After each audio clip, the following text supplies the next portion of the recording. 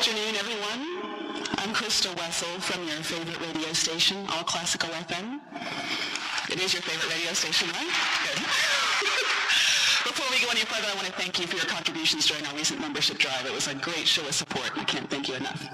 Here to my right is Mr. Kalmar, conductor of our organ symphony. Good afternoon. It's not evening. Oh my God. You got your clocks set back ahead? Well, I'm here. Let's wait how many of the orchestra members will be here. Well, they better be here because in the second piece we need everybody whom we actually have. In the first we can maybe manage. It's a kind of reduced orchestra and nobody will miss anyway the second half because by then it will be 2 o'clock all time. Don't even get me started. What, do you want to start by chatting about the second half or the first half? Well, that's a tricky one. Let's do it, let's get rid of the Delius very fast. Okay. But no, let's do it in the order of the program. Okay. The Delius has to go away very fast because it's just an overture. But Delius, he painted such beautiful pictures with music. It's a funny guy because he's a British composer who sounds like a French composer. And actually his real name, which I don't remember, yes, it's Friedrich or something. I mean, his name was German, the first names. And he changed it to Frederick later in his life. And he is, on our day, not really what we call a successful composer, although it has to be said that every time I had the honor of conducting a piece of Delius, I liked it. Every time. This one included. This is new for me. The other 2 pieces are not new for me. They are new for everybody else. But the Delius was kind of new to me, and I thought like, wow, it's Delius has sometimes a tendency to get very complicated. How so? Well, because his contrapunctual skills are very good, and he lived at a time when orchestration and composition got very dense. So when you hear Delius, sometimes it might overpower you a little bit with the richness of what he wants to say. And it's not, I'm not saying that his music is not as simple. And he has, I'm not saying that it's always like this, but he has a tendency to just write slow music. Like the one that you're going to hear. The one you're going to hear is in that sense typical Delius, as it sounds somewhat French, it doesn't sound English, and as it is slow. The difference from what I said is that it's a very simple piece. There is no problem, no intricate movement there, and nothing. There is one composer that I would say parallels Delius in the sense of being actually a genius and not being played much at all because of being complicated, which is Max Reger, German, very romantic, very complicated, good music. And the piece itself, the Irmelin, is the first opera that Delius wrote, and this is a prelude that he added way later in his life. And as you probably can imagine, the opera is not being played much. Neither is this piece. It's life. That's life. But the second piece on the program, the Richard Strauss piece. Oh, no. No, we can't end the program with the Vaughan Williams. Oh, that's right. Trust me. No. Not with, we cannot end with this Vaughan Williams. Because of the last moment. So the second piece, the first part of our program is English, Delius, Vaughan Williams. So we have to go to Vaughan Williams. Okay, let's talk about Vaughan Williams. This is supposedly Vaughan Williams, the culmination of his symphonic output. What makes this symphony of Vaughan Williams so great? Actually, it's not what you expect when it comes to Vaughan Williams, if you actually know Vaughan Williams. Because what do we know by Ralph Vaughan Williams. We know the fantasy on a theme by Thomas Tallis. We might know the Lark Ascending, this wonderful piece, and one or two other pieces. So what do we think that Vaughan Williams always is? Pleasant, lyrical, pastoral, wonderful guy. Very English. Now, when it came in the 30s, that Vaughan Williams wrote his Symphony No.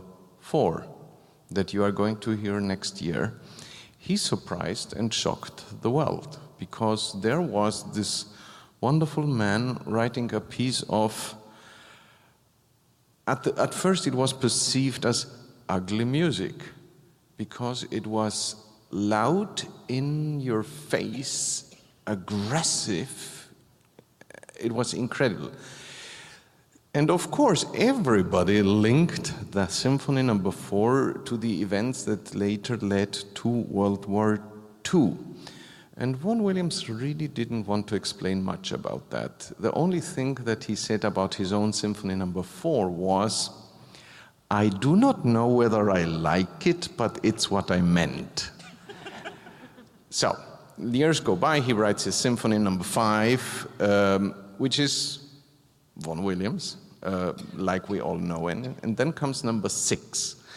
And No. 6, the expectation, also having in mind No. 4, was this going to be a war symphony.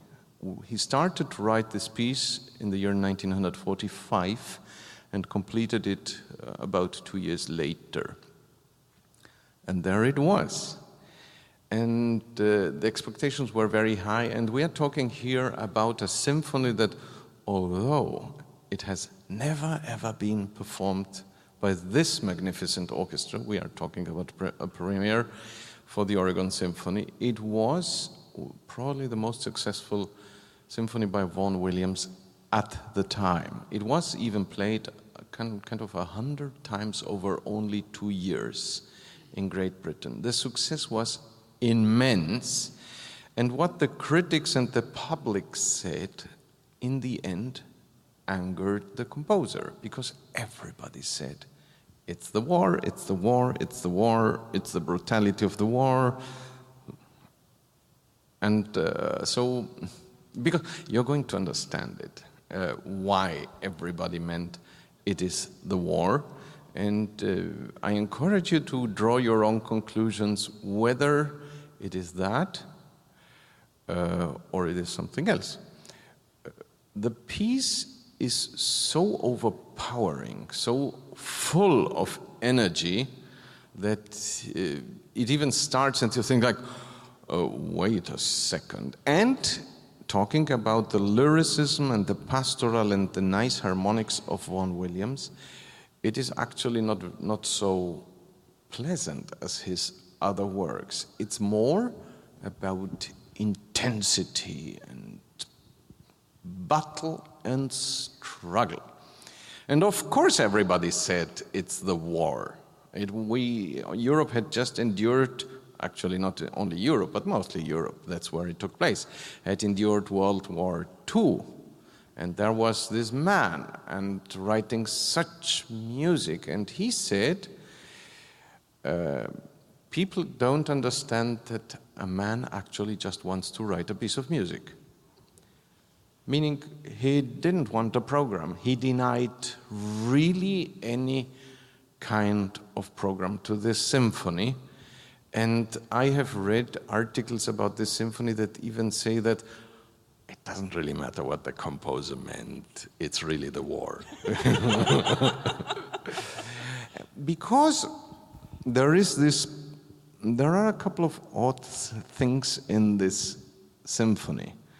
One is the sheer brutality with which it begins. Second, he plays with rhythms in a way that we as listeners in part are on shaky grounds. Immediately after the very first bar, which is very majestic, there are cascades of fast notes, and trust me, you will not understand, because that's not what he wanted, the metronome of the bar. It's in 4, but you will not hear where the 4 is. It's not even humanly possible. After maybe 20 seconds, you realize, that's what it is. So he already kind of gets us off base. Then, what is very disturbing, because you cannot place it, why it is there, is twice in the symphony. Once in the first movement for quite a long stretch, once in the third for a little bit shorter stretch. There is this moments of jazz. There is jazz in the music, reminders of jazz, and I cannot explain to you why it is there, what the jazz actually means, why jazz came to an English composer. What I can tell you is that in both cases, the amount of uneasy power that is behind this jazz, specifically in the first movement, makes it sound like you're dancing in Hell's Kitchen. And then something that also I didn't find anything about that either. First movement, power, power, power, go for it. And at the end, it calms down. We, for the first time, hear the harp playing, and there it is for 2 minutes, one of the most beautiful melodies Vaughan Williams even wrote. It is so incredibly British, this moment, and it's so tender. Why? What made him do that? Maybe it's true that he actually just wanted to write a piece of music. And then it comes second movement, which is kind of a shaky, maybe you can even say funeral march that sometimes walks in shadows and then gets very, very powerful. And then, of course, comes this very angry third movement. Very fast, incredibly tricky for the orchestra to play. And we played the symphony yesterday in Newburgh, and the advantage of being in Newburgh is the hall is smaller, so everything that I'm telling you that will be in your face is way more in your face in Newburgh. It was like the orchestra started with this whoosh, and I felt the hair of our audience like, wow! And of course, the propulsive energy of the third fast movement was like, I could imagine that if you heard this for the first time, you were amazed by the skills, the intensity, but maybe half through the third movement you thought, I want to catch my breath, and he does not allow you. No, denied. And then comes the thing where I challenge all of you to I would say, bear with us, because then it gets tricky for everybody. And that's, of course, where people also said, it's the war.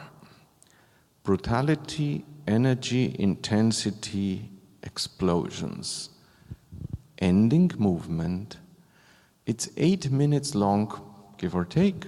Don't look at your watch. And there is the entire movement is in pianissimo. It's soft-spoken. Never, he writes every entrance he writes strictly pianissimo all the time. So you will have 8 minutes of very, very quiet, very slow music. And of course you think, well, after the war, what's left? There is the silence. And actually, probably my memory will not work when I need it, but this is the only hint that Vaughan Williams gave about something maybe that led him to write the music that he wanted to write. He said about this last movement, he said, maybe it has something to do with Shakespeare's The Tempest, where Prospero says, we are such things as dreams are made of, and our little life is made out of sleep. So it's about dreams and sleep. I like, by the way, that idea. I can't relate to this quietness of sleeping after this huge energy. So it's a great symphony, trust me. It's a great symphony. The last movement, I feel like, is the most Vaughan Williams sounding of all the movements, if we think about the lark ascending, that kind of thing. Actually, you will be surprised, not really. You think about lark ascending, you think about Thomas Tallis, where it is very quiet and it's very slow. But in both pieces, what you also have is the pleasantness of harmony. And you don't actually have that in this fourth movement. It is the interesting point. I do not ask you to listen for that, because just take it in as it comes. Don't think about how it is constructed. Fact is, there is a theme, long theme, and this is repeated all over and over and in slightly different rhythms. This theme pretty much always is there. So, and it's not one of those melodic, wonderful, pleasant things. It's just a theme. So then we move to the second half of the program, and suddenly, lightness, fun. This work by Richard Strauss. I have to admit, I've never heard with the narration. Is this a rarity to perform it with the narration? Unfortunately, yes, and we decided to do it that way because I thought that we all will enjoy the piece way more. And we got with David Ogden Stiers, a magnificent actor who is he does it so well, and you will have a great time. And of course, you realize that the first part of our concert has absolutely nothing to do with the second. This is all about, in a way you can argue, it's obvious. First part, pleasant English piece that sounds French, and then I hit you over the head with the orchestra. So you need something else in the second half. If I give you Pathétique in the second half, we might end up all killing ourselves. We don't want to do that. There is a little bit of history that I want to give you, because we are, again, the entire program that you're going to hear today in the afternoon has never been played by the Oregon Symphony, so I will need to say something from the stage as well, explaining here and there, because specifically the Vaughan Williams needs a little hint where to go with it and what to actually expect. Le Bourgeois Gentilhomme by Richard Strauss was a co-production between Strauss and Hofmannsthal. And Strauss and Hofmannsthal were the geniuses who made together, one the music, one the lyrics, the wonderful opera Der Rosenkavalier by Strauss. And as they were very successful with that, they thought, what are we going to do next? And so they did something which was an incredible idea. They took Molière's Bourgeois Gentilhomme, put it together with incidental music and what they wanted, and actually this is what they did. Play incidental music, and at the end, everything leads to an opera. And that's what they premiered. And it was a 5-hour ordeal. The audience really disliked it. Really, they did not care for this. It was very ambitious, but it didn't work. So the first thing, they didn't give up, though. So the first thing they did is they severed in the middle. They said, the opera and the theater play with the incidental music have to be separated. Strauss wrote a little prologue. What was in their mind was play and then opera within the play. So when they severed the opera and Strauss wrote more music for the opera, it was very obvious which opera it was. It is Ariadne of Naxos, where it starts with humans, and then you hear the play in the play in the play. So that separated, that went on to have a very successful life. But here was Bourgeois Gentilhomme, Strauss wrote more music, they premiered it again, it was wildly unsuccessful, again, and everybody, well, at least musicians thought it's very sad if we just throw this music in the garbage can because it's great music. So he created a suite, no lyrics, nothing, just music.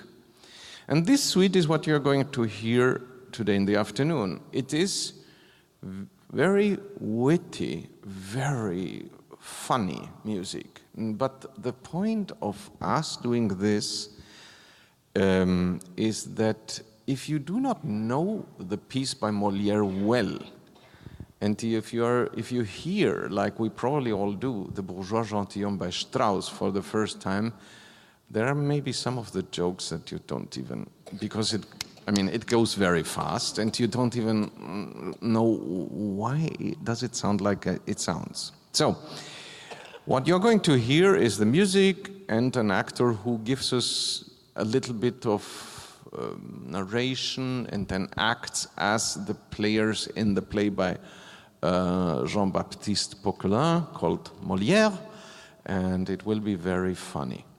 And it takes, 45 minutes, all in all. So what about This Is So Funny? Oh, well, we are talking about a middle-class man who wants to be a nobleman, a bourgeois gentilhomme. And he gets, because he's incredibly rich at the time of the play, he wants to get lessons in whatever people thought is fashionable in the 17th century. So after an introduction, he gets and tries to dance. And while the dancing master is very elegant in his minuet, Monsieur Jourdain, that's the name of the main character, the bourgeois gentilhomme, is absolutely not. You hear the fencing master coming in and fencing like a god, while Monsieur Jourdain can't do it, and so on and so on. And there is this entire story about the disguisal because of somebody wanting to marry the daughter of the... You're going to hear it, trust me. The funniest piece is the last, when we all finally, in the big feast, go to dine together. And the reason is, I tell you three little things. No, four. We'll see. Doesn't matter. Diner. Big hall. Many people. Starts with music, so you hear people walking into a festive setting and feeling very proud of themselves, and then it quiets down.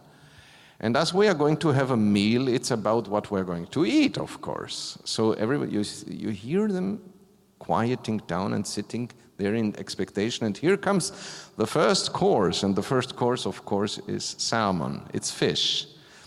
So what does Strauss do there? You are going to hear very clearly, which is, but it's not only that it is fishy, it is taken, or it's kind of a little parody to Wagner's opera The Rheingold, which takes place in a river. So he just quotes his colleague. After having eaten that, the next course that you're going to very clearly hear is lamb. And you will hear, through instruments of the orchestra, lambs bleaking. The next thing that